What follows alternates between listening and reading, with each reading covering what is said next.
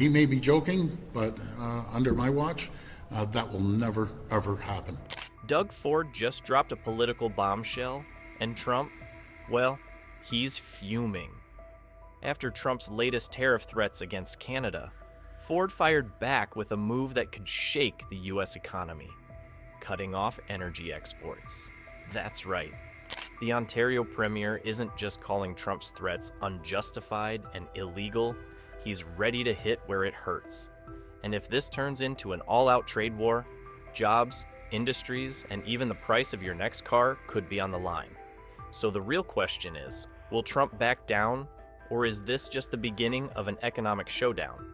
We ship energy down to Michigan, over to New York, so does Quebec, but Alberta ships 4.3 million barrels a day. You start tariffing that. Donald Trump is at it again, making headlines with another big, bold move that's got people talking. This time, it's all about tariffs, and not just any tariffs.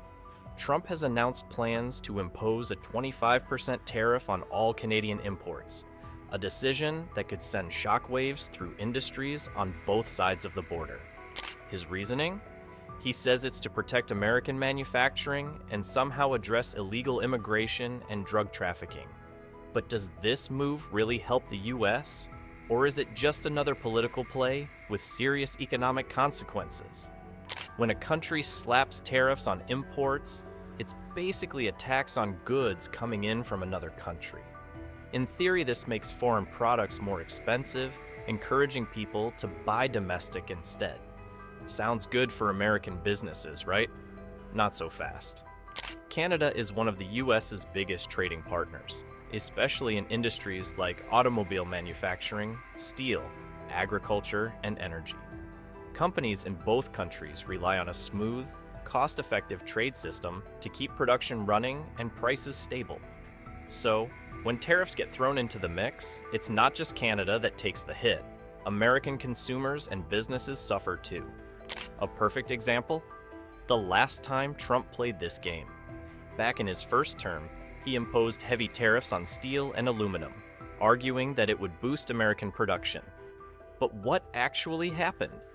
Ford Motor Company lost over $1 billion in extra costs, which then trickled down to the consumer. Prices went up, production slowed, and jobs were affected. If Trump moves forward with this new round of tariffs, history could repeat itself, only on a much larger scale. Premier Doug Ford isn't staying quiet about this. He sees Trump's tariff threats as a direct attack on Canada's economy and isn't about to let it slide. Ford is known for being a pro-business leader, and he's making it clear that Canada won't just sit back and take the hit. If Trump follows through, Canada has options, and Ford has hinted that retaliation is on the table. Whether that means counter tariffs, cutting off key exports to the U.S., or other economic measures, one thing's for sure: this is far from over. Well, I know under my watch for Ontario, it'd never be for that at all. We have the greatest country in the world. We have the greatest province anywhere. Doug Ford didn't waste a second before firing back at Donald Trump's latest tariff threats. And let's just say, he's not holding back. In a fiery statement, the Ontario Premier called the tariffs unjustified, unfair, and frankly illegal. Ford isn't just angry, he's ready to take action. And if Trump thought Canada was just going to sit there and take the hit, he might want to think again. But Ford didn't stop at just words. He made it crystal clear that if Trump pushes forward with these tariffs, Canada has its own weapons to fight back. His biggest threat? Cutting off energy exports to the U.S. That's a move that could have huge consequences for American states like Michigan, New York, and Ohio, which heavily rely on Canadian energy supplies. Shutting off that flow would hit American businesses and households hard, potentially leading to higher energy costs, shortages, and major disruptions for industries that depend on stable energy prices. Ford's response sends a powerful message: Canada is not a punching bag. The US and Canada have one of the largest trading relationships in the world, and for decades, both nations have benefited from strong economic cooperation. Ford is reminding everyone that when one country tries to disrupt that balance, both sides suffer. This isn't just about Canada protecting itself. It's about keeping a crucial economic partnership intact. The reciprocal makes tariffs really fair, and they say this is going to be the thing that makes our country really prosperous again. And if Trump doesn't back down, Ford has more options on the table. He hinted that Canada could retaliate with tariffs of its own, specifically targeting American industries that rely on Canadian exports. That means U.S. automakers, agriculture, and other key industries could soon find themselves on the receiving end of economic pain.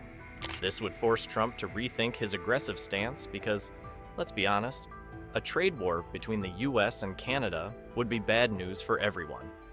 If Trump follows through with his plan to impose tariffs on Canadian imports, the North American auto industry could be in serious trouble. This isn't just speculation, it's a reality that auto manufacturers, industry leaders, and workers are already worried about. Here's the problem. The US and Canadian auto industries are deeply connected.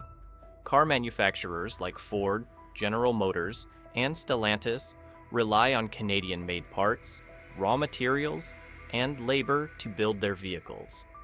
Slapping a 25% tariff on Canadian imports would mean higher production costs, and guess who ends up paying the price?